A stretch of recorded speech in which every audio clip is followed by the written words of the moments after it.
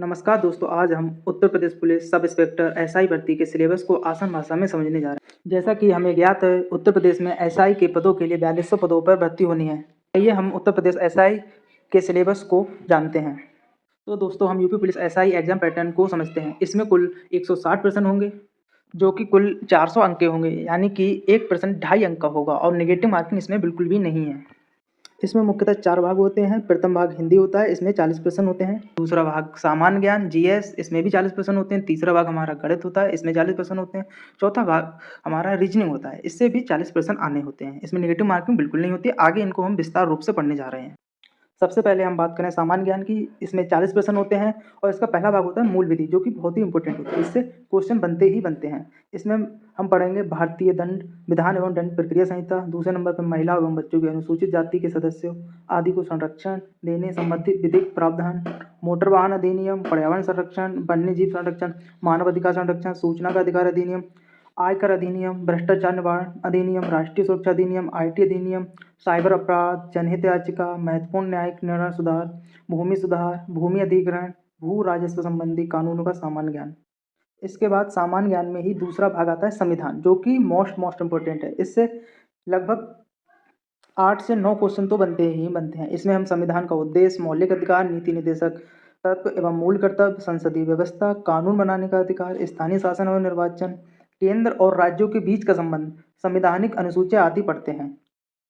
इसके बाद हम पढ़ते हैं बेसिक सामान्य ज्ञान। इसमें सामान्य विज्ञान, भारत का इतिहास, भारतीय अर्थव्यवस्था एवं संस्कृति, भारतीय कृषि, वाणिज्य एवं व्यापार, विश्व भूगोल तथा भारत के बारे में पढ़ते हैं। इससे 12 से 15 क्वेश्चन बनते हैं, तो इसलिए ये बहुत ही इंपॉर्टेंट टॉपिक बन जाता है। सामान्य ज्ञान के बाद अगला सब्जेक्ट मैथ आता है। ये 2 भागों में होता है। पहला संख्या संबंधी योग्यता परीक्षण, दूसरा मानसिक संबंधी योग्यता परीक्षण। पहला भाग होता है संख्या संबंधी योग्यता परीक्षण। इसमें हम पढ़ेंगे चक्रवृद्धि तथा साधारण ब्याज, प्रतिशत एवं लाभ और हानि, छूट, समय और दूरी, अनुपात एवं समानुपात, संख्या प्रणाली, सरलीकरण। इसके बाद लासा एवं मासा, तालिका एवं ग्राफ का उपयोग, दशमलव एवं भिन्न। इसके बाद हम मैथ का ही दूसरा पार्ट मानसिक योग्यता परीक्षा पढ़ेंगे। इसमें हम पढ़ेंगे तार्किक आलेख, संकेत संबंध विश्लेषण, बोध ज्ञान परीक्षा, शब्द निर्माण परीक्षा, अक्षर एवं संख्या श्रृंखला, शब्द और अक्षरांश समानता, सामान्य ज्ञान परीक्षण, अक्षर और संख्याओं की कोडिंग, चित्रात्मक व्याख्या, तर्क की प्रवक्ता। दोस्तों, यूपीएसआई का सिलेबस बड़ा हो सकता है, लेकिन आपके सपनों से बड़ा नहीं हो सकता।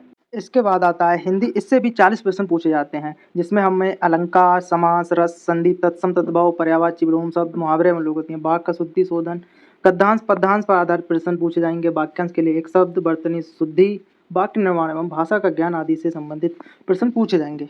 इसके बाद आता है मोस्ट इंपोर्टेंट सब्जेक्ट रीजनिंग। इससे भी 40 प्रश्न पूछे जाते हैं। इसमें पहला भाग होता है तार्किक परीक्षण, जिसमें समरूपता, समानता, भिन्न, खाली स्थान बनना, समस्या को सुलझाना, विश्लेषण निर्णय एवं निर्णायक क्षमता, स्मृति, विभेदन क्षमता, अवधारणा, अंकगणितीय तर्क, शब्द और आकृति वर्गीकरण आदि पर आधारित प्रश्न पूछे जाते हैं।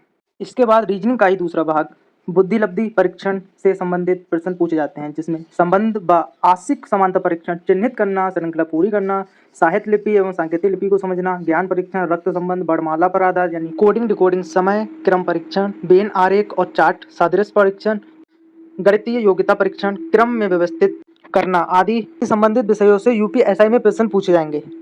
इसमें एक और टॉपिक बचता है मानसिक अभिरुचि। इसका सिलेबस आपको कमेंट बॉक्स में मिलेगा। तब तक के लिए वीडियो अच्छी लगी हो तो प्लीज़ लाइक करें, कमेंट करें और सब्सक्राइब करना ना भूलें।